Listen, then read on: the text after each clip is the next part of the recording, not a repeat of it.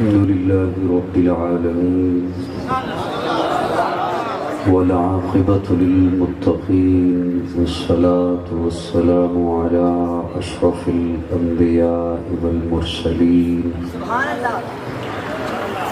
وعلى آله وأصحابه الطيبين الطاهرين. أما بعد فأعوذ بالله من الشيطان الرجيم. بسم الله الرحمن الرحيم.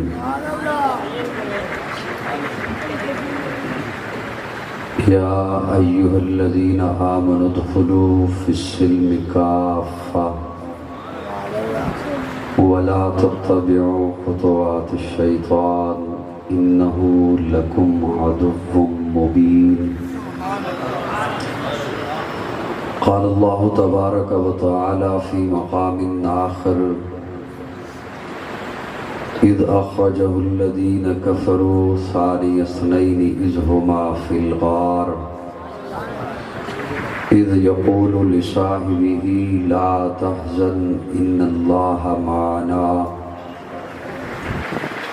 قال النبي صلى الله عليه وسلم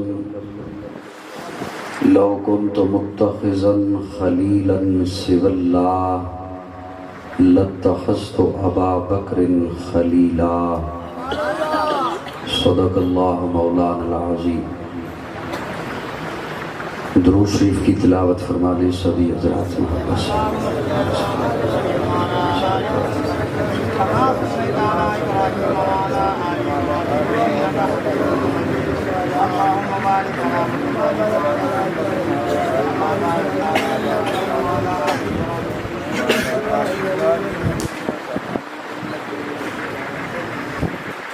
قابل التعظیم حضرات علماء کرام، MLC مضافات سے تشریف لائے ہوئے غیور سنی دوستو،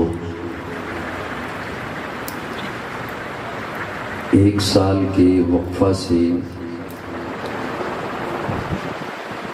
آج ایک بار پھر آپ کی خدمت میں ایک طویل سفر کر کے حاضر ہوں.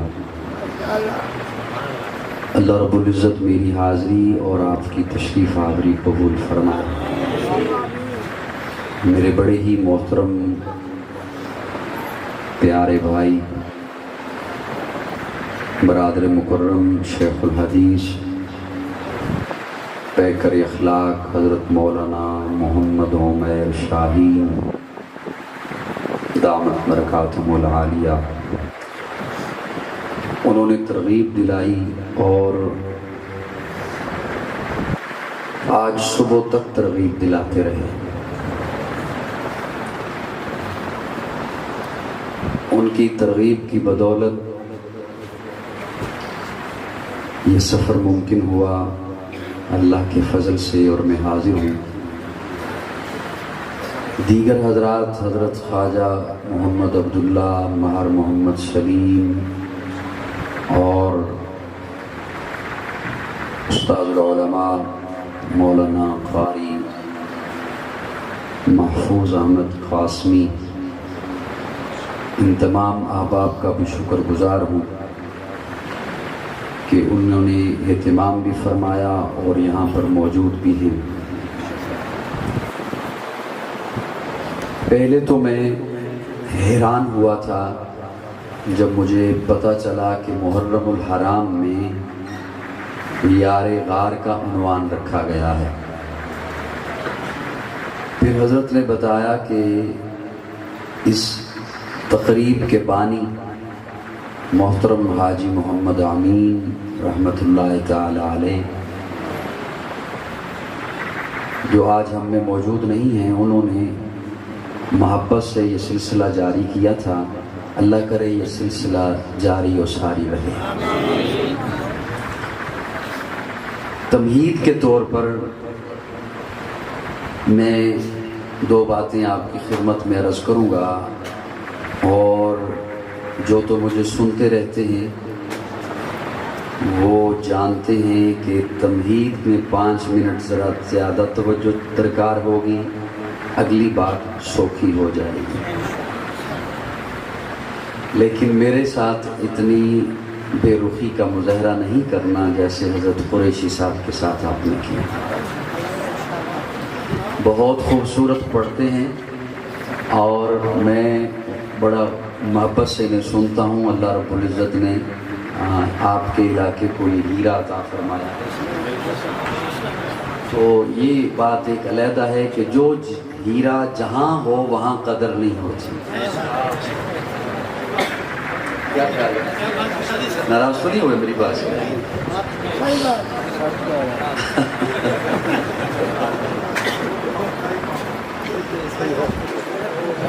اللہ رب العزت نے 5 منٹ صرف نگاہیں ادھر نہیں کرنی، مکمل ذہن بھی ادھر ہو، دل بھی ادھر ہو۔ ابتدائی 5 منٹ، پھر انشاءاللہ آپ آ جائیں گے قریب۔ اللہ رب العزت نے حضرت آدم کو تخلیق فرمایا جنت میں، بھیجا زمین پر، اور پہلے سے ہی اظہار فرما دیا ملائکہ کی مجلس میں کہ انی جاعل فی الارض خلیفہ، میں نے زمین کے لیے نائب بنایا ہے۔ تخلیق جنت میں فرمایا۔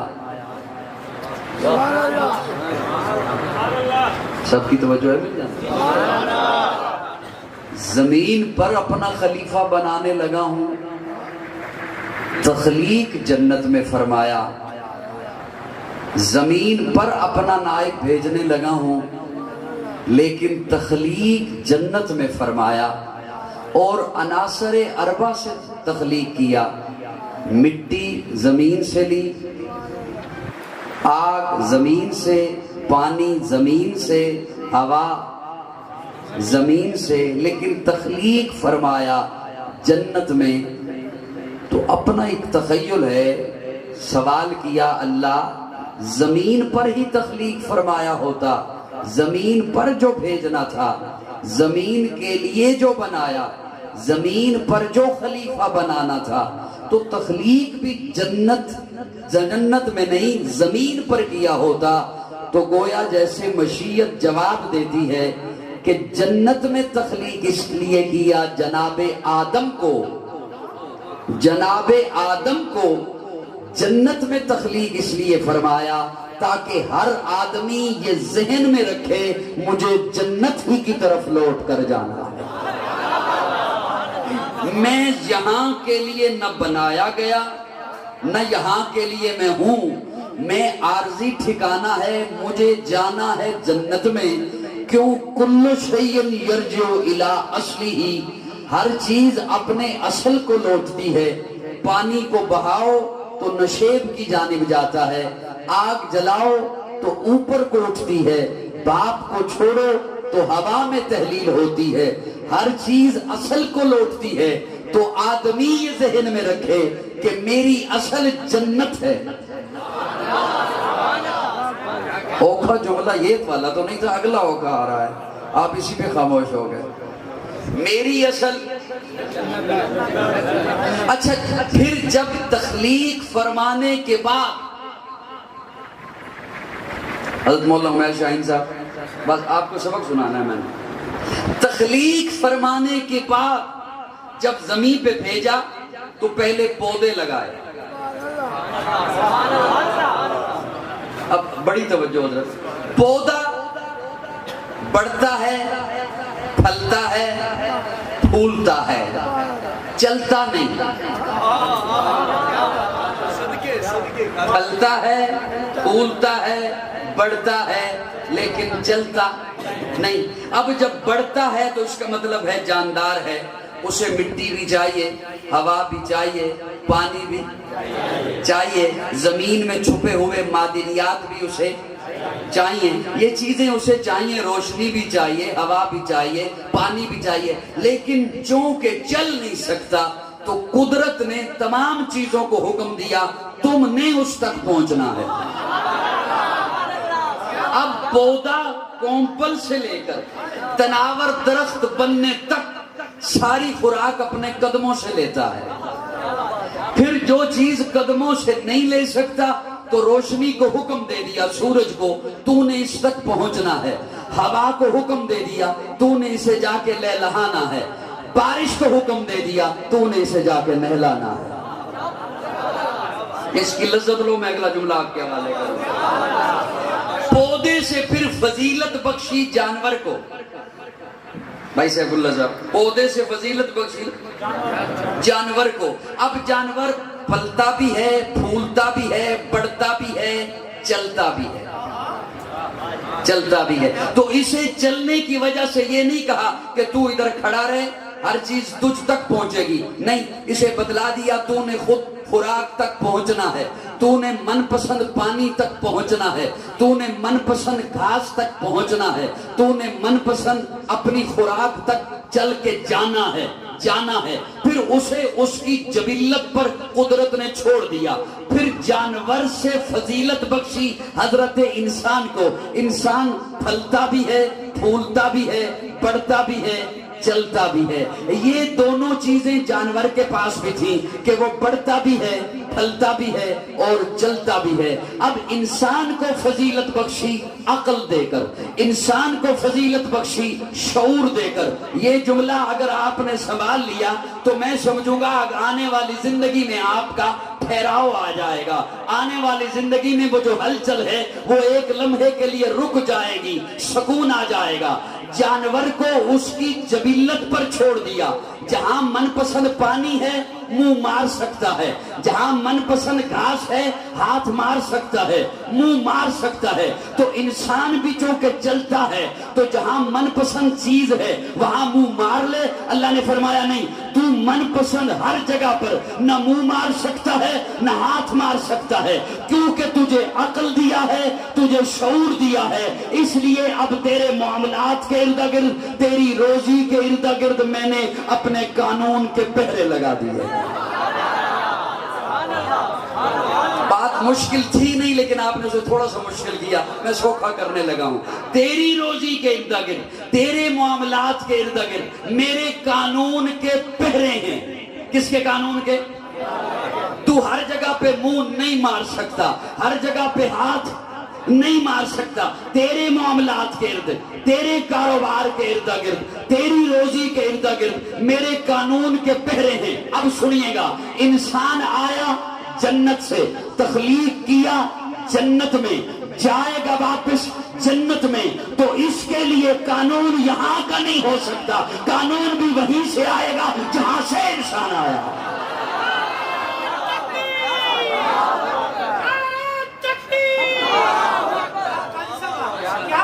میری بات آپ نے توجہ سے سنی صاحب؟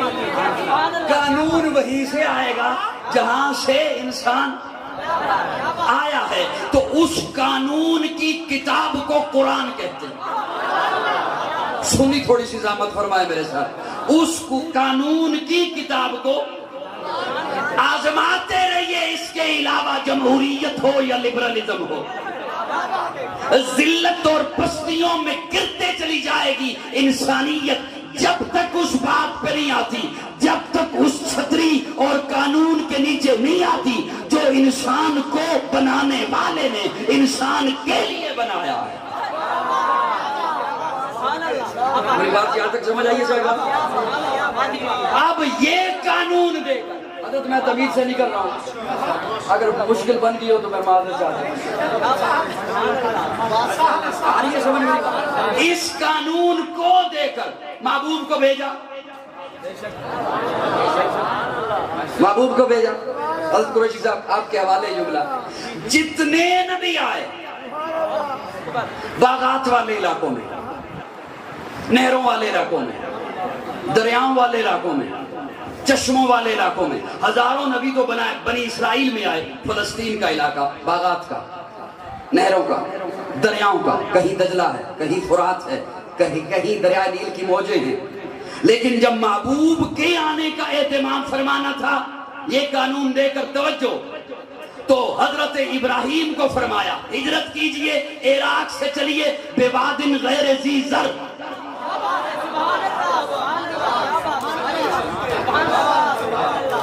سے سوال لیجئے، مجھ سے روز اتنا سفر اب تو شاید ہو ہی نہیں سکتا، جیسے جیسے عمر بڑھ رہی ہے سفر میرے لیے مشکل ہوتے چلے جا رہے ہیں۔ اس جملے کو ذرا سوال لیجئے، آپ کو لطف آئے گا۔ جملہ ویسے بھی آپ تک پہنچے گا، آپ بھلے سے نہ بھی بولیں تب بھی انشاءاللہ پہنچے گا، میں نے تو بولنا ہے نا، میری تو اپنی ڈیوٹی جو لگائی ہے بولنے کی، لیکن ذرا لطف آ جائے گا۔ جب محبوب کے لیے اہتمام فرمایا تو حضرت ابراہیم کو فرمایا چلیے یہاں سے بواد غیر ذی زرع، پتھروں والی زمین، زمین بھی پتھر کی، پہاڑ بھی پتھر کے، نہ چشمہ ہے، نہ نہر ہے، نہ دریا ہے، نہ پھل ہے، نہ باغات ہیں، نہ پھول ہے، نہ کوئی اور سبزہ ہے، پتھر ہی پتھر، پتھر ہی پتھر، زمین بھی پتھر کی، پہاڑ بھی پتھر کے۔ اور چلتے چلتے حضرت اسماعیل کے بعد جب محبوب کی بالکل آمد ہو گئی تو اس وقت جو بستی تھی وہ بستی بھی پتھر، ان کے دل بھی پتھر، ان کی زبانوں میں بھی پتھر، ان کے ہاتھوں میں بھی پتھر۔ صاحبان آپ کی توجہ نہیں، وہ کیمرے کے اس طرف ہیں، ان کی توجہ نہیں۔ جب محبوب کی باری، تمام انبیاء، علماء سے پوچھئے گا، باغات والے علاقوں میں، نہروں والے علاقے، دریاؤں کے علاقے، پھلوں کے علاقے، محبوب کے لیے وہ مشکل ترین زمین، دشوار ترین زمین، مشکل ترین زمین کا انتخاب فرمایا۔ پتھر ہی پتھر، ان کے دلوں میں بھی پتھر، ان کے ہاتھوں میں بھی پتھر، ان کے زبانوں میں بھی پتھر، وہ ماحول بھی پتھر، وہ زمین بھی پتھر، وہ پہاڑ بھی پتھر۔ قاضی اپنے تخیل میں رب سے پوچھتے ہیں، مولا محبوب کے لیے پتھروں والی زمین، اللہ فرماتے ہیں ہاں، میں نے محبوب کو کہا محبوب انہی پتھروں کو تو اب اٹھانا ہے،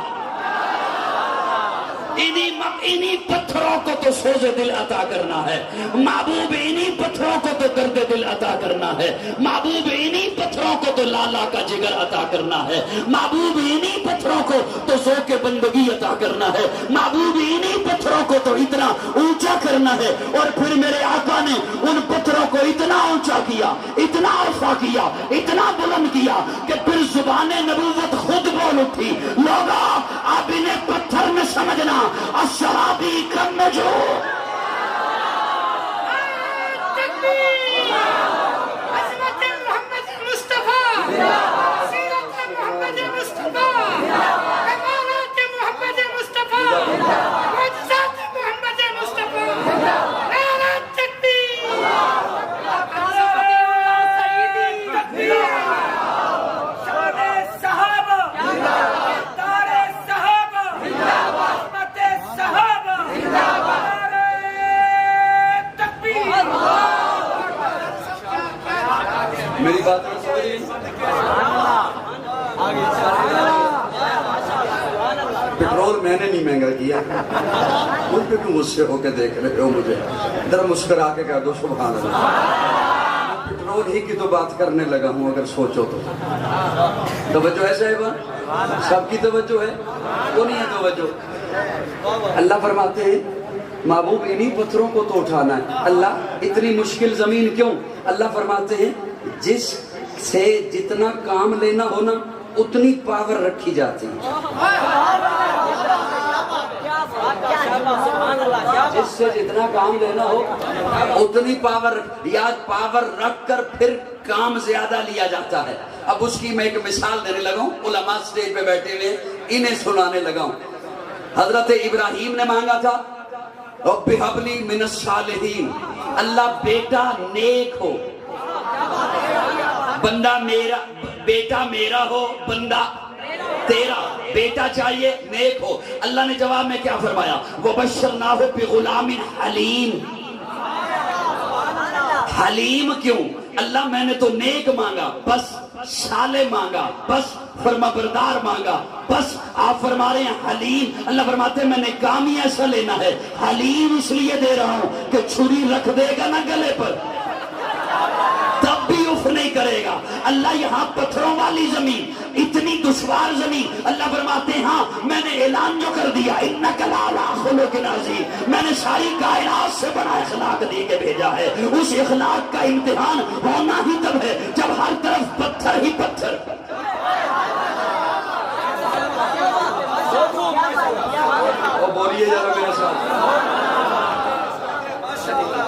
پتھر ایک پتھر ان پتھروں کو اتنا اونچا کیا، اتنا عرفہ کیا، اتنا بلند و بالا کیا، وہ جو پانی پہ لڑا کرتے تھے، خون کی ندیاں بہا دیا کرتے تھے، وہ پتھر جو کعبے کا ننگا طواف کیا کرتے تھے، وہ ایسے پتھر جو بیٹیوں کو زندہ دفن کر دیا کرتے تھے، وہ ایسے پتھر جو باپ کے مرنے پر ماں سے بھی شادی رچا لیا کرتے تھے، وہ ایسے پتھر وہ پھر اتنا عرفہ ہو گئے، خود نہ تھے جو راہ پر اوروں کے ہادی بن گئے، کیا نظر تھی جس نے مردوں کو مسیحا کر دیا۔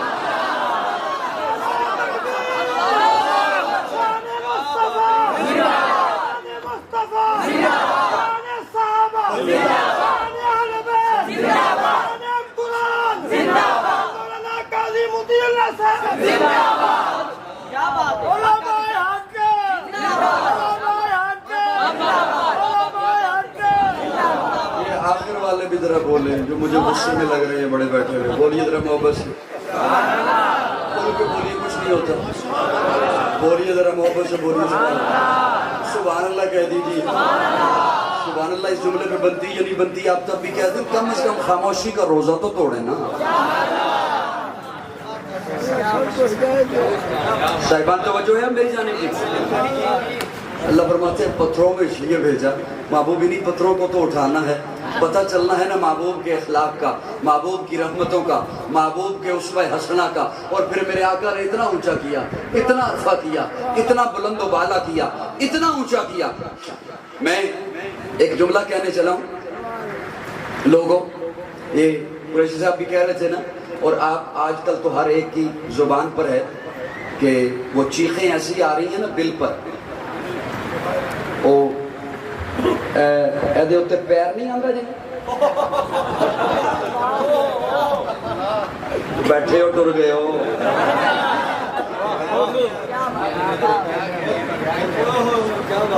کسی بھی دومتے جی میں پیر رکھو نا، اگوں کی آواز نکل دی او چاں چاں دی آواز ہے۔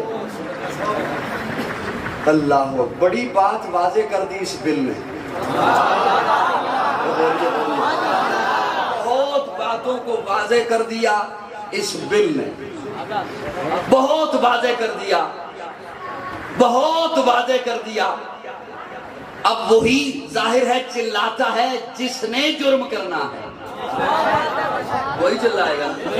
ہمارا اہل سنت والجماعت علماء دیوبند کا طبقہ 1,00,000 کم و بیش 24,000 صحابہ اکرام کی تعداد ہے۔ جتنے بھی صحابہ ہیں، جتنے بھی اہل بیت کے افراد ہیں، ایک ایک کا نام لے کر بے شک بل پاس کر لو۔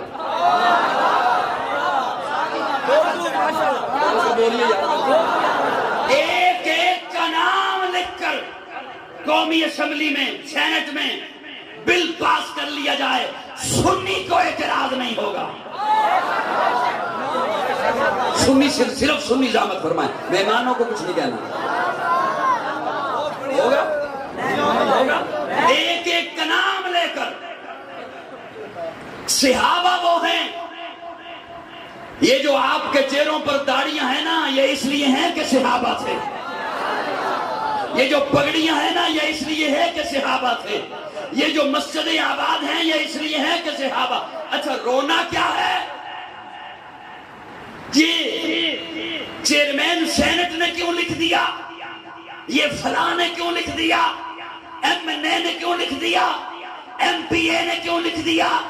ارے یہ لکھے یا نہ لکھیں، صدر لکھے یا نہ لکھے، ایم این اے لکھے یا نہ لکھے، چیئرمین لکھے سینٹ کا یا نہ لکھے، جب رب کہہ رہے کاتبہ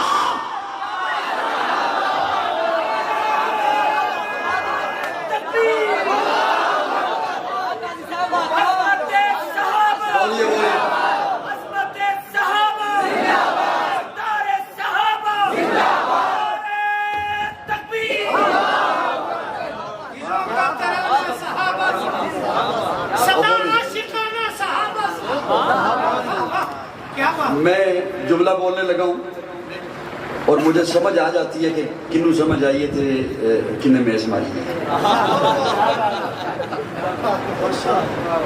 توجہ ہے؟ میں یقین جانے 12 گھنٹے لگاتار میں نے سفر کیا ہے، 9:15 بجے میں یہاں پہنچا ہوں، صبح 9 کا چلا ہوا، تو اس کے باوجود میں آپ کی خدمت میں حاضر ہوں، ڈیوٹی اپنی دے رہا ہوں۔ تھوڑا سا مسکراتے رہیے۔ میں جملہ اس لیے کہہ رہا ہوں کہ مجھے پتہ چل جائے گا، اصل میں مزہ تبھی آتا ہے جب میں کسی کے عقائد نظریات کی بات کروں اور قرآن سے دلیل دوں، تو پھر اسے مسکرانا تو چاہیے۔ کاتبہ، حضرات علماء کرام شفقت فرمائیے گا، علماء کرام کی خدمت میں عرض کرتا ہوں۔ اللہ فرماتے ہیں کاتبہ، میں نے لکھ دیا، میں نے لکھ دیا۔ کاتبہ، اللہ کہاں لکھا؟ ورق پر، کرتاس پر، دیوار پر، بینر پر، بورڈ پر، اشتہار پر، کعبے کی چھت پر، کہاں لکھا؟ اللہ فرماتے ہیں کاتبہ فی قلوبہم الایمان، میں نے صحابہ کے دلوں پہ ایمان لکھ دیا، میں نے صحابہ کے دلوں پہ ایمان۔ یہ جو میری سپیڈ آہستہ ہو رہی ہے نا، یہ آپ کی وجہ سے آہستہ ہو رہی ہے، ورنہ ہونی نہیں تھی۔ اللہ فرماتے ہیں میں نے صحابہ کے دلوں پہ ایمان۔ اب ایک لمحے کے لیے یہاں رکیے گا طالب علم کے ساتھ۔ یہ ایمان کا مطلب یہ نہیں، یہ جو لفظ ہے الف یا میم الف نون، ایمان، الف یا میم الف نون۔ اللہ جو فرماتے ہیں میں نے صحابہ کے دلوں پر ایمان لکھ دیا، اللہ کہہ رہا ہے، چیئرمین نہیں کہہ رہا۔ اور بولیے، کوئی ایم این اے، کوئی مفسر، کوئی محدث، کوئی خطیب، کوئی قاضی، کوئی مفتی، کوئی رائٹر، کوئی وکیل، کوئی جج نہیں کہہ رہا، رب کہہ رہا ہے۔ اور یاد رکھنا، جج کا لکھا مٹ سکتا ہے، صدر کا لکھا مٹ سکتا ہے، وکیل کا لکھا مٹ سکتا ہے، مفتی کا لکھا مٹ سکتا ہے، مورخ کا لکھا مٹ سکتا ہے، مفسر کا لکھا مٹ سکتا ہے، محدث کا لکھا مٹ سکتا ہے، چیئرمین کا لکھا مٹ سکتا ہے، رب کا لکھا کوئی نہیں مٹا سکتا۔ اللہ فرماتے ہیں کاتبہ فی قلوبہم الایمان، میں نے صحابہ کے دلوں پہ ایمان۔ یہ ایمان الف یا میم الف نون، یہ میں یہ حروف لکھوں تو یہ لفظ بنتا ہے ایمان۔ اللہ یہ لکھا؟ اللہ فرماتے ہیں یہ نہیں۔ آج کوئی اسلام میں داخل ہونا چاہے، اسے آپ کیا پڑھاؤ گے؟ جی، یہ کلمہ رب نے لکھ دیا۔ منو ایک غوطہ لان دے ہو۔ یہ کلمہ رب نے صحابہ کے دلوں پہ لکھ دیا۔ اللہ، یہ مسجد جنہوں نے بنائی تھی نا، انہوں نے جب اس دروازے پہ لکھا تھا نا کلمہ، تو یہ دروازہ سونا ہو گیا۔ بینر پہ لکھو تو بینر سونا، بورڈ پہ لکھو تو بورڈ سونا، ورق پہ لکھو تو ورق سونا، گتے پہ لکھو تو گتا سونا، دیوار پہ لکھو تو دیوار سونا۔ اللہ میں لکھوں تو سونا، میں لکھوں تو سونا، دیوار سونی، میں لکھوں، بورڈ پہ لکھوں تو بورڈ سونا، بینر پہ لکھوں، میں لکھوں۔ اللہ میں لکھوں تو سونا، یہ آپ نے لکھا، اور دیوار پہ نہیں، بورڈ پہ نہیں، گتے پہ نہیں، عمر کے دل پہ لکھا، ابو بکر کی چھاتی کے اندر لکھا، عثمان کے سینے پہ لکھا، علی کے قلب پہ لکھا، معاویہ کے جگر پہ لکھا۔ اللہ آپ نے لکھا، میں لکھوں تو سونا۔ اللہ جب میں لکھوں تو چیز سونی ہے، میں نے لکھا، میں نے بتا دیا سونی۔ اللہ آپ نے لکھا تو آپ بھی تو بتائیے نا، آپ نے جہاں لکھا وہ پھر جگہ کیسی لگی، وہ سینہ کیسا لگا، وہ دل کیسا لگا۔ اللہ فرماتے ہیں تو جگہ پوچھتا ہے، تو سینہ پوچھتا ہے، تو قلب پوچھتا ہے، تو دل پوچھتا ہے، دل کی بات بعد میں کریں گے۔ وَزَيَّنَهُ فِي قُلُوبِكُمْ، وَزَيَّنَهُ فِي قُلُوبِكُمْ، دلوں کی بات بعد میں کریں گے، قلب کی بات بعد میں کریں گے۔ میں نے جب صحابہ کے دلوں پہ ایمان لکھا تو اب ایمان سونا ہوگا۔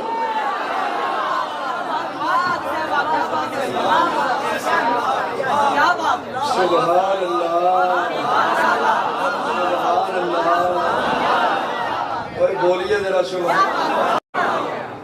بڑی معتبر ہے جماعت صحابہ، بڑی معتبر ہے جماعت صحابہ، ذرا پڑھ کے دیکھو حیات صحابہ، گویا کہ ہے باغ ارم میں اترنا، موضوع سخن ہے بات صحابہ، ملا ہے جو ناریب بے عیب ہم کو کلام خدا برات صحابہ۔ اس لیے ایک جملہ کہنے چلا تھا، اب وقت زیادہ لگتا چلا جائے گا، حالانکہ 12 بجے انشاءاللہ دعا بھی کرانی ہے۔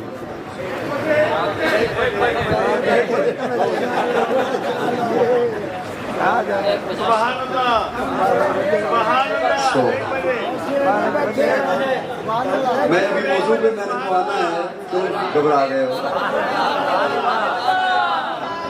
توجہ ہے دوستو، میں اس لیے کہہ رہا ہوں تھوڑا میرے ساتھ جلدی جلدی بولتے چلے جائیے، جلدی انشاءاللہ ختم کر دوں گا، سمیٹ دوں گا۔ میں نے ایک جملہ بولا، یہ مسجد نہ ہوتی اگر صحابہ نہ ہوتی، یہ داڑیاں نہ ہوتی اگر صحابہ نہ ہوتے،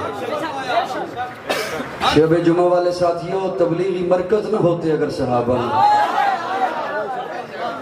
راستے نہیں ہو گئے، خانقاہیں نہ ہوتی اگر صحابہ نہ ہوتے، مدارس نہ ہوتے اگر صحابہ نہ ہوتے، مسجد نہ ہوتی اگر صحابہ نہ ہوتے، آپ کی بیٹی حیا کرتی ہے وہ حیا والی نہ ہوتی اگر صحابہ نہ ہوتے، آپ کے گھروں سے قرآن کی تلاوت کی آواز آتی ہے وہ کبھی نہ آتی اگر صحابہ نہ ہوتے۔ اچھا ممکن ہے کسی کے ذہن میں یہ بات آ جائے، اتنے بڑے جملے، مسجد نہ ہوتی صحابہ نہ ہوتے، حیا نہ ہوتی صحابہ نہ ہوتے، طہارت نہ ہوتی صحابہ نہ ہوتے، مسجد نہ ہوتی مدرسہ نہ ہوتا، خانقاہ نہ ہوتی مرکز نہ ہوتا، صحابہ نہ ہوتے۔ یہ بڑا جملہ نہیں، چھوٹا جملہ ہے، اس لیے کہ میں چھوٹا ہوں نا، میں نے چھوٹا جملہ ہی بولنا تھا۔ حضور بڑے ہیں نا، حضور بڑے ہیں نا، تو حضور نے صحابہ کے بارے میں بڑا جملہ بولا ہے۔ میں چھوٹا ہوں، میں نے چھوٹا جملہ بولنا تھا، میں نے یہی کہنا تھا مسجد نہ ہوتی صحابہ نہ ہوتے، یا داڑھی میری نہ ہوتی صحابہ نہ ہوتے، میرے سر پہ ٹوپی نہ ہوتی صحابہ نہ ہوتے، میرے لب پہ یہ تقریر نہ ہوتی صحابہ نہ ہوتے، میرے گھر میں حیا نہ ہوتی صحابہ نہ ہوتے، میری بیٹی حیا نہ کرتی اگر صحابہ نہ ہوتے۔ میں نے یہی کہنا تھا کیونکہ میں چھوٹا ہوں، میں نے چھوٹی بات کرنی تھی۔ حضور بڑے ہیں نا، یا سبحان اللہ، سبحان اللہ، حضور بڑے ہیں نا، حضور نے بڑی بات کی ہے، سناؤں؟ سناؤں؟ میرے آقا جب پہنچے نا بدر میں، بدر میں صحابہ کو فرمایا خیموں میں آرام کرو، صبح مارکا ہوگا، صبح میدان سجے گا۔ خود اپنے خیمے میں جانے لگے، خادم کو فرمایا کسی کو اندر نہ آنے دینا، میں لائن میں لانے لگا، کسی کو اندر نہ آنے دینا، میں رب سے باتیں کرنے لگا ہوں، کسی کو اندر نہ آنے دینا، میں رب سے کنیکشن میں لانے لگا ہوں۔ میلسی والے ہوں، دکھ ہوئے گا، دکھ ہوئے گا۔ پیارے آقا فرماتے ہیں سن کسی کو اندر نہ آنے دینا، لیکن اگر ابو بکر آیا تو روکنا نہ۔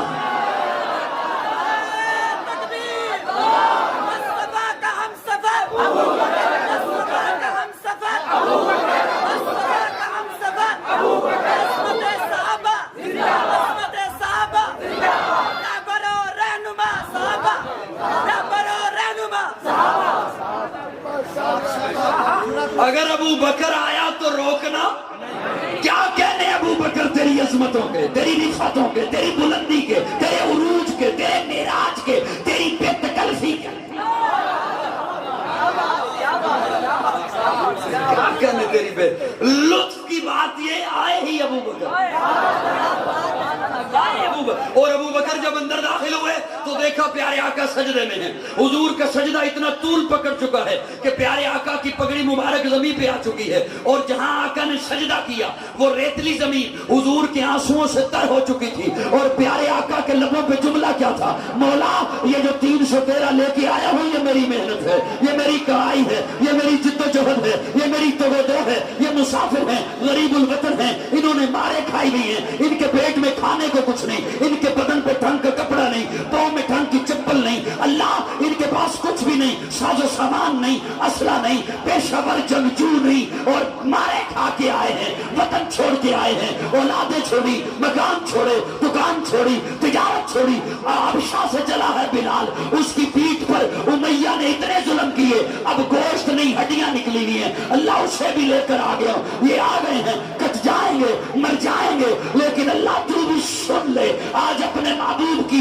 زبان سے سن لے، اگر آج یہ کٹ گئے، اگر آج یہ ذبح ہو گئے تو پھر تو بھی یاد رکھ قیامت تک تیرا نام لینے والا کوئی نہ ہوگا۔ ارے قاضی چھوٹا ہے، قاضی نے تو یہ کہا ہے، یا نہ ہوتی صحابہ نہ ہوتے، داڑھی نہ ہوتی صحابہ نہ ہوتے، مسجد نہ ہوتی صحابہ نہ ہوتے، مدرسہ نہ ہوتا صحابہ نہ ہوتے، میرے آقا بڑے ہیں، آقا نے بڑا جملہ بولا ہے، مولا تیری توحید کے نعرے بھی نہیں ہوتے اگر صحابہ نہیں ہوتے۔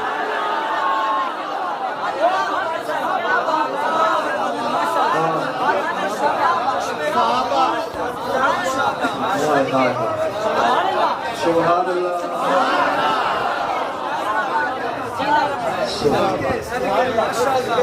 لطف کی بات یہ خیمے میں آئے ہی ابو بکر، کون آئے؟ کون آئے؟ ابو بکر تیری بے تکلفی کے قربان جاؤں، تیرے عروج کے قربان جاؤں۔ پیارے آقا ایک دن صحابہ کی مجلس میں فرماتے ہیں، میری اور ابو بکر کی روح نے عالم ارواح میں دوڑ لگائی، میری اور ابو بکر کی روح نے عالم ارواح میں دوڑ لگائی، 2 قدم میری روح ابو بکر کی روح سے آگے رہی، پھر یہ 2 قدم ہی کا فاصلہ رہا مزار تک پہنچنے تک۔ سبحان اللہ، پھر یہ 2 قدم ہی کا فاصلہ، کیا کہنے ابو بکر تیری رفتوں کے، پیغمبر تو نہ تھا، پیغمبر جیسا لگتا تھا۔ وہ برامدے والے تسی بھی بول دو، روزہ تو نہیں رکھے یار، روزہ تو نہیں رکھے، بولیے ذرا، بولیے میرے ساتھ، پیغمبر تو نہ تھا، پیغمبر جیسا لگتا تھا، وہ دریا تھا مگر گہرے سمندر جیسا لگتا تھا، ترستے ہیں فرشتے جس کو چھونے کے لیے اکثر، وہ اس مسجد کے محراب اور منبر جیسا لگتا تھا، پیغمبر تو نہ تھا۔ اللہ اکبر کبیرہ، میں موضوع تو تیری ہون آیا، تسی میرے خیال سے گھراں چپڑ بھی گئے ہو جی، بیٹھے ہو منو نال لے کے جاوے ہو ہیں، میں انہوں نے ہتھی بہ کے تیری کردہ نا، رات کی رات مسافر ہوں تیری بستی میں، شب کا تارا ہوں نظر آ کے چلا جا، صدائے عشق ہوں نظرانہ دل لے کے آیا ہوں، یہی ایک چیز تھی لانے کے قابل لے کے آیا ہوں، زہے جذب و کشش یہ ہوش تک باقی نہیں مجھ کو، مجھے دل لے کے آیا ہے کہ میں دل لے کے آیا۔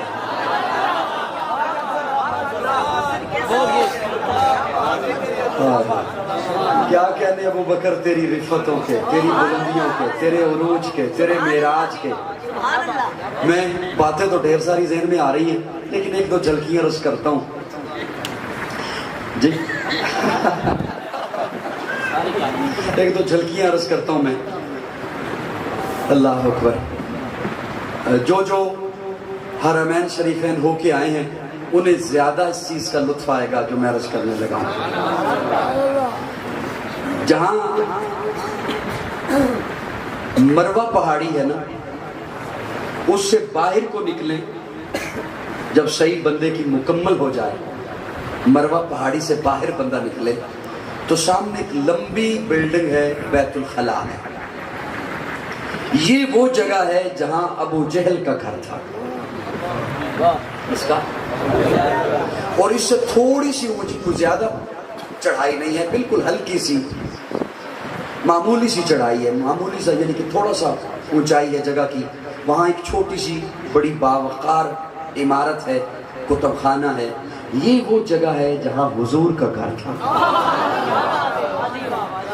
اور ادھر یہ باب عبدالعزیز سے باہر نکلیں تو جہاں آج کلاک ٹاور ہے، اس کی پچھلی جانب کا جو ایریا ہے، یہ ایریا مسفلہ محلہ کہلاتا ہے، یہ وہ محلہ ہے جہاں ابو بکر کا گھر تھا۔ بیٹا آپ بھی کہو سبحان اللہ۔ اتنا دھیان سے مجھے دیکھنے کی ضرورت نہیں، میں قاضی مطیع اللہ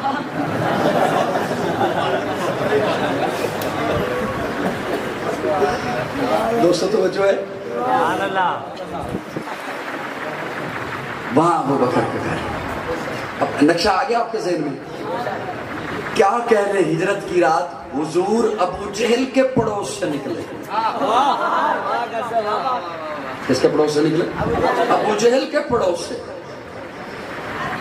صفا پہاڑی یہ فاران کی چوٹی، اسے کراس کیا، موجودہ مطاف والی جگہ کو کراس کیا، باب عبدالعزیز کو کراس کیا، کلاک ٹاور والی جگہ کو کراس کیا، ابو بکر کے گھر پہنچے.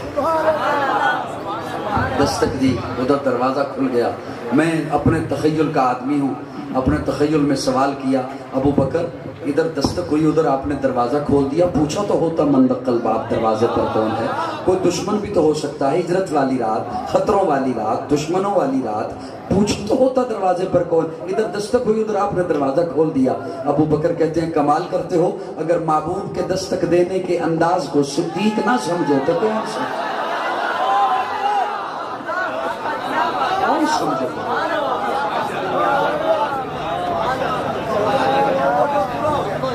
سبحان اللہ کو ذرا سبحان اللہ. میں یہاں پر حضرت کو ایک بات عرض کرنا چاہتا ہوں جو اسٹیج پر علماء بیٹھے ہیں. پیارے آقا جب اپنے گھر سے چلے، آپ علماء کرام سے ایک بات سنتے ہیں، سنتے رہتے ہیں کہ پیارے آقا نے اپنے قدموں والی جگہ سے مٹی کو سنیے گا کہ میں آج سنا رہے ہیں، سنیے نا،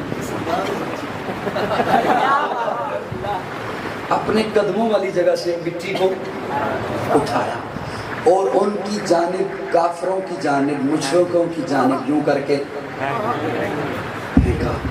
وہ اندھے ہو گئے، انہیں نظر نہ آیا.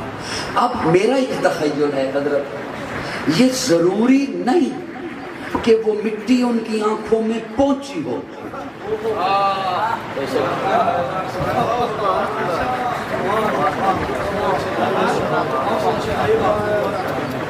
آپ کی توجہ نہیں میری جانب. یہ ضروری نہیں کہ وہ مٹی جو حضور نے پھینکی وہ ان کی آنکھوں میں. پیارے آقا کا معجزہ، وہ ضروری تو نہیں کہ سب کی آنکھوں وہ مٹی پہنچی، لیکن اللہ نے اس مٹی کی وجہ سے، حضور کے پھینکنے کی وجہ سے، حضور کے پھونکنے کی وجہ سے انہیں اندھا کر دیا، انہیں نظر نہ آیا. میرے دماغ میں ایک بات آئی، آپ کے حوالے کرتا ہوں، اصلاح فرما دیجئے گا.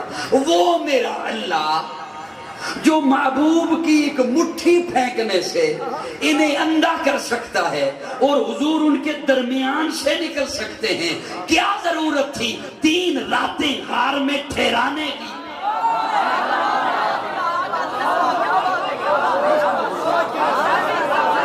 کیا ضرورت تھی 3 دن 3 راتیں محبوب کو غار میں ٹھہرانے کی؟ یہاں مٹھی اٹھائی حضور نے، یوں شاط الوجوہ پڑی، پھینک دیا. وہ ضروری بھی نہیں کہ ان کی آنکھوں میں گئی، لیکن رب نے حفاظت کی، ان کے درمیان سے نکلا. اب تو پیچھے رہ گئے تھے وہ پیچھے رہ گئے تھے، اور قدموں کے نشان بھی جہاں 4 تھے وہاں 2 رہ گئے. اشاریہ معرفت دیا. اب تو وہاں اب کیا ضرورت؟ حضور تو نکل چکے تھے، سفر کر چکے تھے، یہ پیچھے رہ گئے تھے. یہ تو ڈھونڈتے پھر رہے تھے، کبھی اس گلی میں، کبھی ادھر، کبھی علی کو اٹھا کر، کبھی ابو بکر کے دربار. اتنا فاصلہ رہ گیا، گزر چکا، اتنا وقت گزر چکا.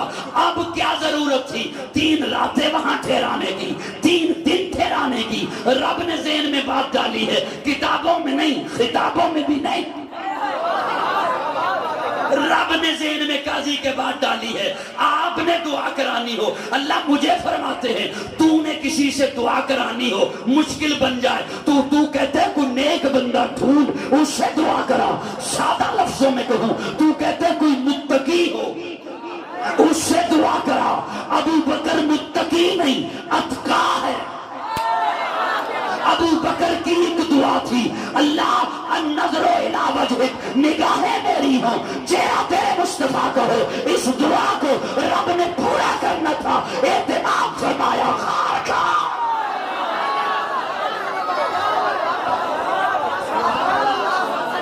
نہیں میری بات میری بات سمجھ آئیے.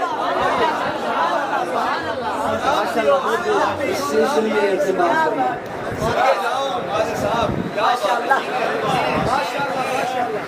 میں تو غلطی تو نہیں کر رہا. سبحان. آپ بیٹھے ہیں تھوڑی دیر میں اور آگے چلوں جی. کیا کہنے ابو بکر تیری عظمتوں کے, کیا کہنے رفتوں کے. پیارے آقا فرماتے چلنا ہے. یا رسول اللہ چلیے چلیے. غار ثور کی چڑھائیاں آپ علماء سنتے رہتے اور ممکن ہے آج کی محفل میں بھی آپ نے کچھ سنا ہو, میں نے تو نہیں سنا. غار ثور کی چڑھائیاں چڑھ رہے ہیں چڑھ رہے ہیں. ایک موقع پہ جب ابو بکر نے دیکھا نا کہ نبوت کے پاؤں سے خون آ رہا ہے, یا رسول اللہ سوار ہو جائیے. پیارے آقا نے یوں دیکھا ابو بکر کس پر سوار ہو جو, سواری تو ہے کوئی نہیں, سوار تو ہوا جاتا ہے سواری پر. حضور نے یوں دیکھا ابو بکر جھک گئے.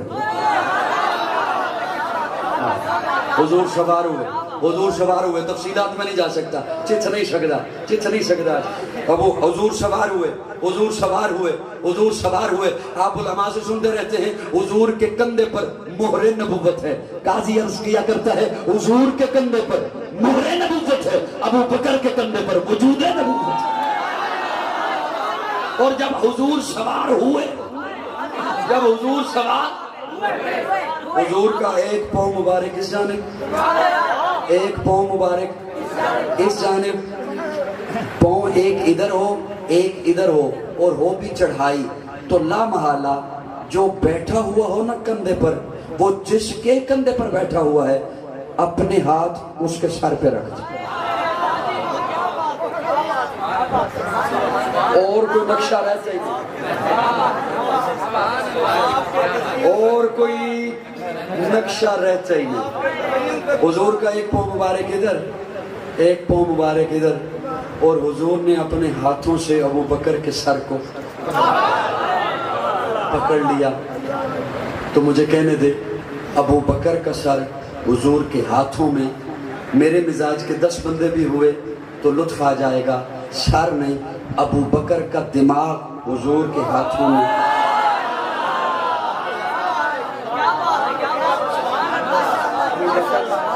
ابو بکر کا دماغ حضور کے ہاتھوں میں, ابو بکر کی سوچ حضور کے ہاتھوں میں. اب اس دماغ سے وہی سوچ باہر آئے گی جو حضور چاہیں گے. میں نوٹ ایڈریس دے میں گھر آ کے سمجھا. سبحان اللہ سبحان اللہ سبحان اللہ. اسی لیے تو کہا پیغمبر تو نہ تھا, پیغمبر جیسا لگتا تھا, وہ دریا تھا مگر گہرے سمندر جیسا لگتا تھا. اچھا بڑی لمبی بات ہے, میں وہ ساری نہیں کرتا آپ کے سامنے, 1 گھنٹہ تو ہو بھی گیا, آدھا وقت آپ کی منتوں پہ لگ گیا. چلو کوئی بات نہیں, مجھے آپ کی منتیں کر کے بھی راحت ملی ہے, کیونکہ ہو جو میرے اپنے. میں غیروں کی تو محنت نہیں نہ کر رہا, اپنوں کی کر رہا ہوں. کدی کدی تو انہوں بھی تو کرنی پہ ہی جاتی ہے. کمال سبحان اللہ. ناراض نہیں بیٹھے میرے نال. پیغمبر تو نہ تھا, پیغمبر جیسا لگتا تھا, وہ دریا تھا مگر گہرے سمندر. غار میں پہنچے, ابو بکر پہلے داخل ہوئے, غار کو صاف کیا, سوراخوں کو بند کیا. ایک سوراخ بچا, وہاں اپنی ایڑی رکھی. لیکن مولانا محمد ادریس کاندھلوی رحمہ اللہ لکھتے ہیں 2 سوراخ بچے, اپنے دونوں پاؤں رکھے. یہ حضرت کاندھلوی رحمہ اللہ نے لکھا, 2 سوراخ بچے, اپنے دونوں پاؤں رکھے, گودی کو بچھایا, رحل کو بنایا, بستر کو بچھایا, سجایا, پھر عرض کیا تفضل یا رسول اللہ, تقدم یا رسول اللہ, یا رسول اللہ تشریف لے آئیے. حضور تشریف